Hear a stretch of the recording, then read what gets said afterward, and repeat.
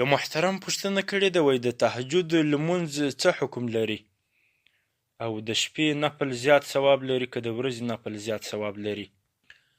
محترمه، د تهجد لمونځ نفلي لمونځ دی او ځینې علماء کرام فرمایي چې د تهجد لمونځ سنت دی، ځکه علیه الصلاة والسلام ډیر کړی دی.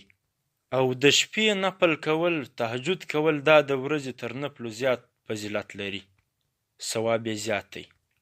ځکه پیغمبر علیه الصلاة والسلام فرمایي په یو حدیث مبارک کې، وایي چې تر فرضي لمانځه وروسته د شپې لمونځ تر ټولو نفلي لمونځو افضل دی.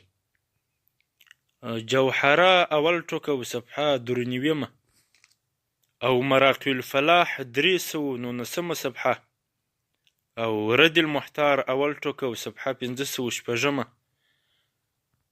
او مشکات شریف اول ټوکه و صفحه 110 همداراز مجموعة الفتاوى 2 ټوکه و صفحه 9.